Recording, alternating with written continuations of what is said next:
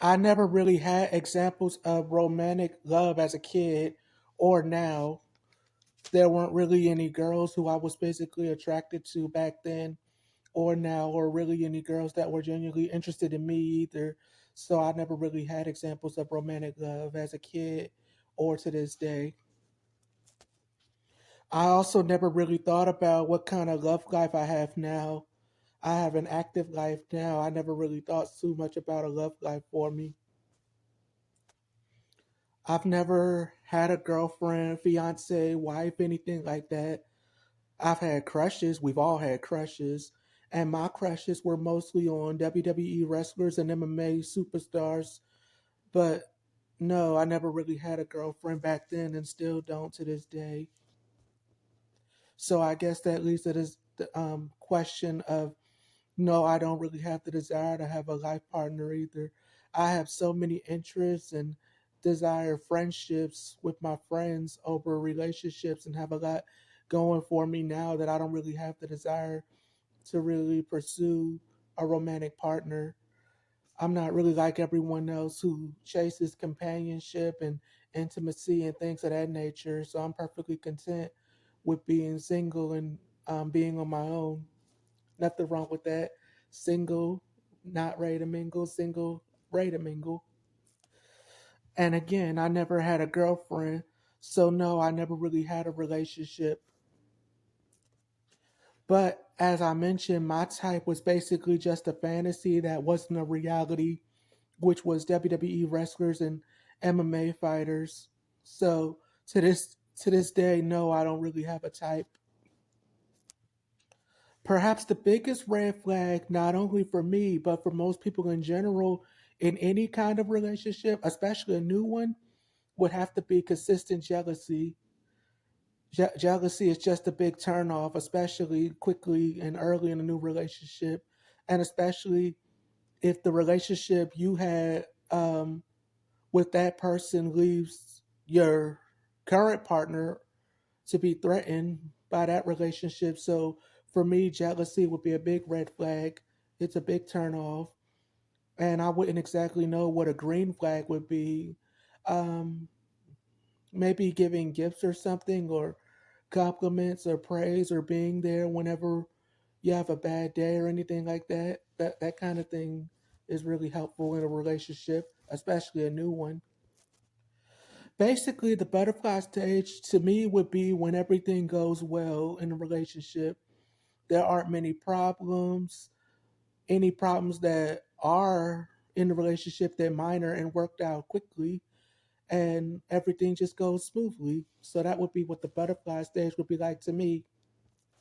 Couples should probably wait at least about 2, maybe even 3 years in the relationship before they consider moving in together. I think 2, 3 years tops is enough time for the couples to get to know each other and be in a relationship, and then decide to go from there if they decide to want to pursue the relationship to the next level by moving in together. Because the by moving in so quickly, the relationship may not work out so well.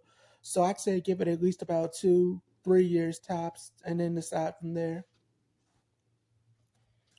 To me, marriage is just a strong commitment between two people willing to want to spend the rest of their lives together forever till death do them part. And what a big commitment that is, to be with this one person for the rest of your life. So to me, that's basically what marriage is: being strong enough to form a personal, private relationship with this one person for the majority of your life. Relationship counseling is very useful when there are problems in the relationship. However, it's also risky as well because you're confiding in a stranger to help assist you with your issues. And it's expensive, but whatever it takes to help rectify that relationship immediately and the problems that are going on, go for it. More power to you. And that's why that person is here. They're trained to do this. They're trained to help people work out in their issues and strengthen the relationship, to repair the relationship back to the way it was or the way it should be. And so marriage counseling is more power to you. There are some people who may have a perfect relationship and never really had any personal issues and probably don't need to have relationship counseling in their lives. So more power to those people for that. But for the most part, relationship counseling, like I said, it's risky. You can see it as a good thing, you can see it as a bad thing. Me, I see good and bad in both. I believe it's risky, but I also believe it's useful. I personally, like you and everyone else, I personally don't like infidelity. I don't think there's anyone who does tolerate infidelity. Like I said, marriage is supposed to be one man, one woman, or one woman, one man, whatever the case may be. And having other outsiders in the relationship or pursuing extra outsiders when you know you're already committed to this person or that person already, that's a big no no. So infidelity, no, absolutely not. Mm-mm. Couples don't really need to share phone passwords. That's their own personal business, and there's no guarantee that the couples will really stay together forever long enough to do that anyway. So I personally don't believe that couples really need to share phone passwords. Like I said, there's no guarantee that the couples will be together that long for that. But I do guarantee you this: it's not many married couples now that really share phone passwords together. Definitely most married people don't do that. My own parents included, and probably my grandparents or my aunt and her husband, my uncle and his wife, um, any other married people in the family or any other people in general. The Obamas probably don't do that. The Bidens don't do that. The Trumps don't do that. Mrs. Harris and her husband, they probably don't do that, and many other married couples probably don't do that. So no, couples don't really need to share phone passwords, and the phone password is personal anyway. Couples also don't need to share bank accounts either. That's risky as well because you don't need any issues in the relationship that have to do with money or anything, especially so early in the relationship as well. The way I would see that is that basically couples earn their own. Um, Maybe if one person makes more money over his or her partner, maybe that might be a possibility that the couple could possibly share a bank account. But for the most part, I really believe no. And not only that, you should marry for love, not money anyway. And so I don't really think that couples need to have that kind of issue and convert to sharing bank accounts. Opposites can attract, sure they can. Um, Sometimes some people have zero in common in a relationship and still manage to be married for a long time. And even in fictional cases, like Leonard and Penny from The Big Bang Theory, they have nothing in common, and they're the true epitome of opposites attract. Or even Lorelai and Luke from Gilmore Girls, they don't seem to have much in common either. So the way I see it is, sure, opposites can attract. It's possible for two people to not really have anything in common and still be together for a very long time and still have mutual love and attraction and everything and build their own relationship with each other despite not having anything in common at all. Sure, that's possible. I wouldn't say that I believe too much in soulmates.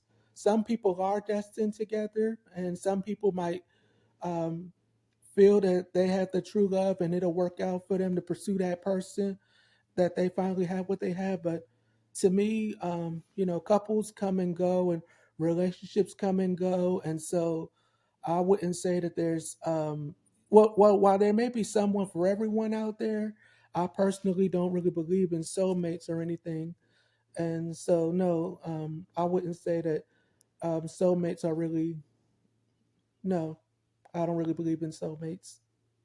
And it's not even because I personally never had one. I just don't think that maybe you might be attracted to this person and then the relationship will wear thin and you're attracted to someone else, or vice versa.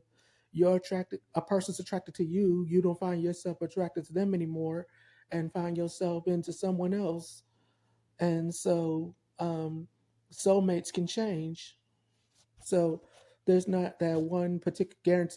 There's no guarantee that there's one particular person just that you see that you think you'll possibly spend the rest of your life together, no matter how hard you work for it. So I wouldn't say that soulmates are forever.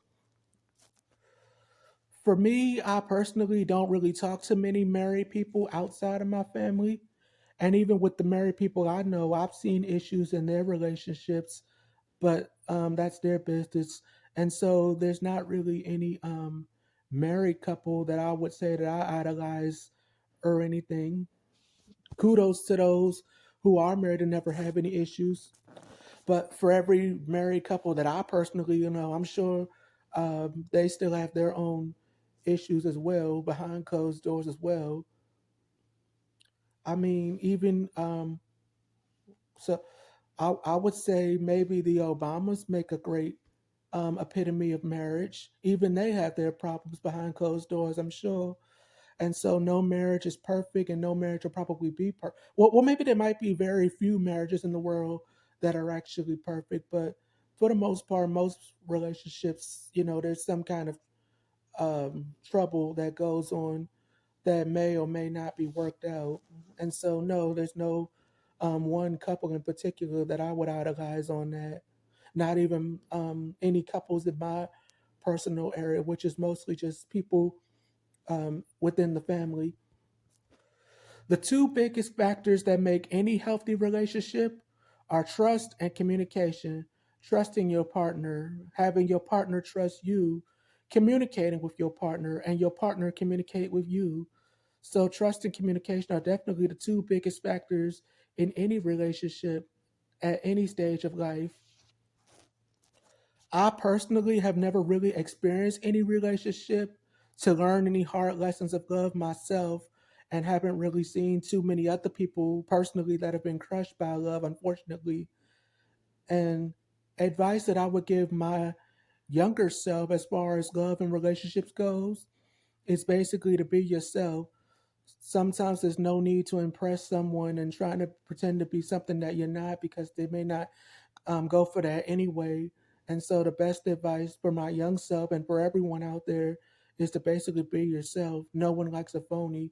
So, be yourself, and no need to try to overdo it by pretending to be something that you're not, or no need to change yourself. And if that person can't accept you for who you are, or what you are, or how you are, then that's really not the kind of person you want to go with or want to be with or have anything to do with.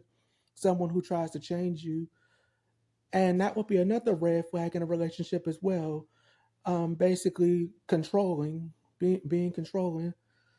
And so, for my younger self, I would say try to avoid that and basically be yourself, and you'll be all right. And that's it. Thank you.